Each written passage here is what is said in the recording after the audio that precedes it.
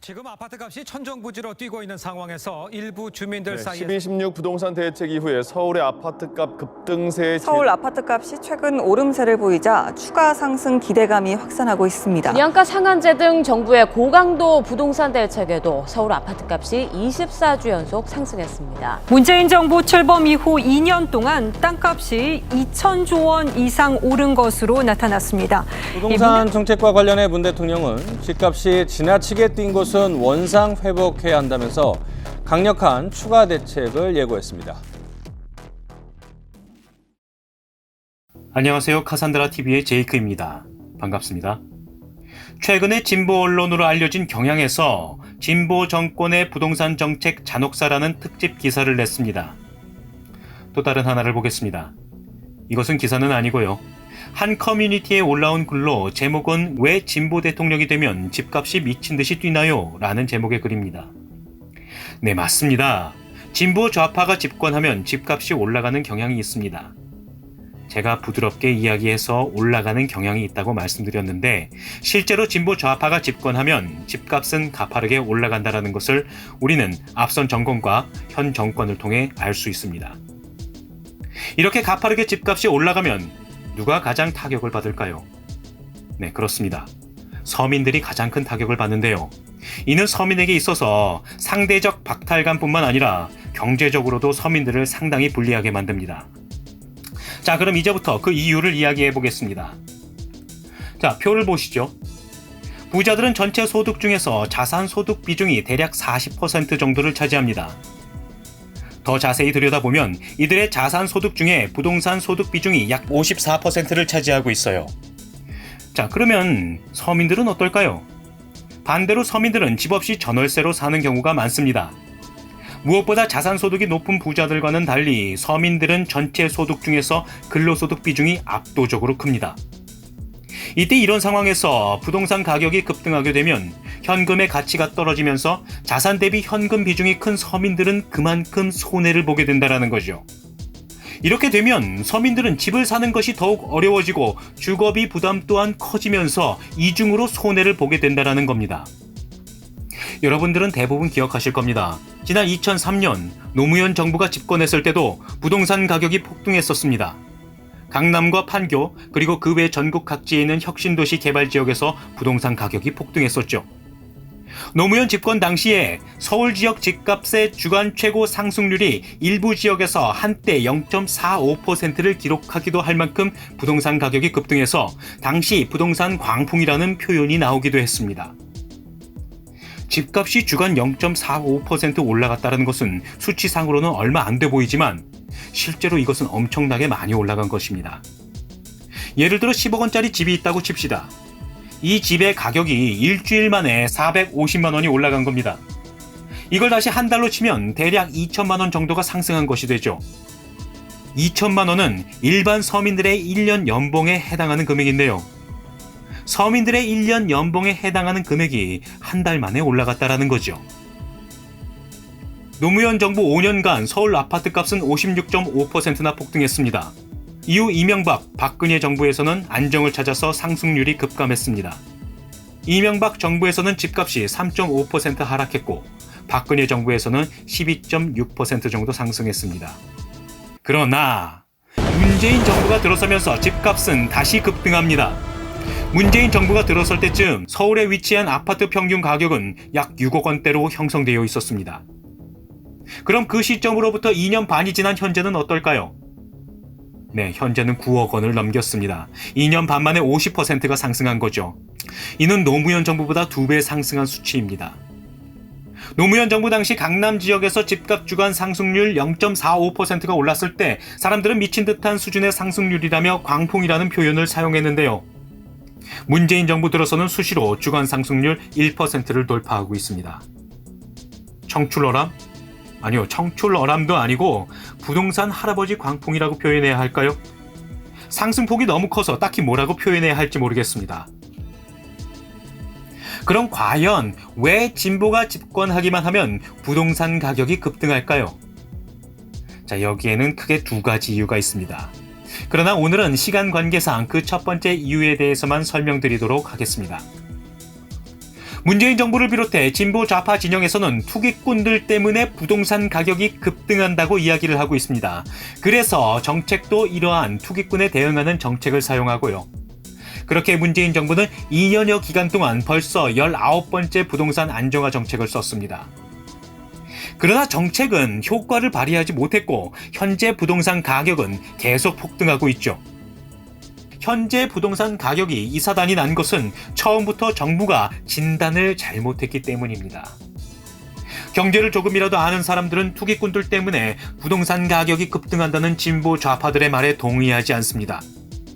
부동산 가격은 일반적으로 알고 있는 바와는 달리 투기꾼 때문에 올라가는 것이 아니라 정부의 정책 때문에 급등합니다. 시장 가격 상승 또는 하락의 메커니즘은 완전히 밝혀지지 않았고 돌발 변수도 있어서 예상하는 것은 쉽지 않습니다. 그러면 전문가들은 어떻게 예상을 할까요? 일반적으로는 수요와 공급의 법칙을 가지고 예상을 합니다. 사람들의 효용을 충족시켜줄 수 있는 부동산 공급이 많으면 많아질수록 가격은 하락합니다. 이런 수요와 공급의 법칙은 중고등학교에서도 배우는 아주 기본적인 상식이죠. 여기서 중요한 포인트는 공급은 사람들의 효용을 충족시켜줄 수 있는 공급이어야만 한다는 것입니다. 즉, 필요 없는 부동산은 아무리 공급해도 가격에 영향을 주지 못한다는 것이죠.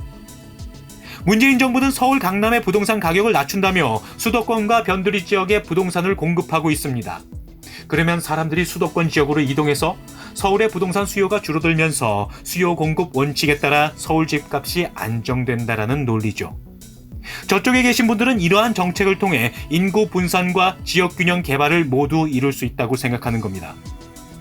이러한 논리의 연장선상으로 문재인 대통령은 지난 2018년 9월에 수도권 신도시 주택 30만 호 공급 외에 신혼부부용 주택 45만 호, 청년 주거용 75만 호까지 총 150만 호를 공급하겠다고 공약하기도 했습니다. 여기서 질문 들어갑니다. 수도권 변두리에 부동산을 공급하면 사람들이 그쪽으로 갈까요? 여러분 같으면 가겠습니까? 왜 가죠? 안 가죠. 서울과 요지에 부동산이 주는 이점이 있는데 그것을 상쇄시킬 만큼의 유인이 수도권 변두리에 있습니까? 현 정부가 실제로 집값을 안정화시키려면 서울에 공급을 했었어야 됩니다. 즉 사람들의 효용을 충족시켜줄 수 있는 재화를 공급해야지 그냥 아무 것이나 공급한다고 해서 가격이 잡히는 게 아니라는 겁니다. 이렇게 문재인 정부는 수도권 변두리에 엄청난 부동산을 공급하고 서울의 부동산 공급을 통제합니다. 그래서 어떻게 됐죠? 현재도 서울의 집값은 폭등 중이죠. 당연하죠. 서울로 들어오고자 하는 수요가 있는데 그 수요만큼 공급이 받쳐주지 못하니 당연히 서울의 집값은 올라갈 수밖에 없습니다. 생각해보세요. 사람들은 서울에 살고 싶어합니다. 무엇보다 모두가 원하는 양질의 일자리가 그리고 돈을 벌 수 있는 기회가 서울에, 특히 강남에 몰려있기 때문입니다. 이런 상황에서 정부가 아무리 수도권 변두리에 집을 공급해봤자 집값은 내려가지 않습니다. 진보 좌파들은 항상 이렇게 사람의 생각과 행동을 통제해서 어떠한 질서를 만들려고 시도합니다. 이것을 어려운 말로는 구성적 합리주의 또는 설계주의라고 하는데요. 예를 들어 문재인 정부는 웬만하면 서울에 살지 말고 수도권 변두리에 살아서 서울 집값을 안정시키고 균형 개발을 하자고 사람들의 생각과 행동을 통제하려고 하지만 사람들은 그런 설계나 계획을 따르지 않습니다. 부동산 투자자들은 경제 정책을 보면서 부동산 가격이 올라갈 것인지 아니면 떨어질 것인지를 예상해서 투자를 합니다. 이미 올라간 것을 보고 투자를 하면 늦기 때문이죠. 그렇기 때문에 이러한 설계와 구성을 바탕으로 한 정책을 내면 부동산 투자자들은 그에 맞춰서 대응을 합니다. 계획을 한다는 것은, 계획을 해서 발표를 한다는 것은 투자 정보를 알려주는 것과 같습니다. 결국 계획에 따라 가격이 올라가고 내려갈 것이 보이니까 투자를 실시하거나 투자를 거둬들인다는 것이죠. 즉 역설적으로 정부의 이러한 규제가 부동산 가격을 미친 듯이 상승시킨다는 겁니다. 저는 문재인의 공약을 보면서 대통령 당선 이래 페이스북에다가 서울 강남 부동산이 폭등하니 무조건 강남 부동산을 사라는 글을 올렸었습니다. 수도권 변두리에만 150만 호를 공급하고 서울 강남 등에는 공급하지 않겠다고 공약을 했으니까요. 상승하는 또 다른 이유도 있지만 우선은 생략하고 말씀드리겠습니다. 아무튼 저의 예상대로 1년 만에 평균 가격 6억에서 7억으로 1억이 올랐습니다. 그리고 2018년 9.13 대책을 내는 것을 보고 이것은 부동산 가격 상승 정책이라고 주장하며 2018년 12월 전까지 8억 원까지 올라가고 2019년 상반기에 잠시 가격이 정체되었다가 6월 말에 8억 5천까지 올라간다고 주장했습니다. 예상대로 11월에 8억 원까지 올랐으며 2019년 상반기에 잠시 가격이 정체되다가 7월에 8억 5천까지 올랐습니다. 그리고 그 뒤로도 부동산 가격은 계속 올라간다고 했습니다. 예상대로 지금은 9억 원을 돌파했습니다. 이것은 제가 문재인 정부의 정책을 보고 그때마다 부동산 가격 변동을 1년 뒤, 2년 뒤까지 예상한 것입니다. 이런 식으로 진보 좌파의 경우 설계주의에 따라 부동산 규제 계획을 내세우면 그게 다 부동산 투자 정보가 돼서 오히려 부동산 투자로 돈을 벌기가 매우 용이해지는 것이죠. 반면에 보수 정부는 대체로 경제 정책에 개입하지 않고 시장에 맡겨놓습니다. 이러면 투자 정보가 드러난 게 없어서 부동산 투자로 돈을 벌기가 그만큼 어려워집니다. 우리가 사는 이 세상은 복잡계입니다. 보이는 것이 전부가 아니기에 보이는 것만 보고 모든 것을 판단해서 통제를 가해 원하는 결과를 내겠다는 생각은 실로 교만한 생각이 아닐 수 없습니다. 자, 설계주의, 계획경제, 구성주의, 이것이 진보가 집권하면 부동산 가격이 미친 듯이 상승하는 첫 번째 이유입니다. 그럼 두 번째 이유는 다음 회에 설명드리겠습니다.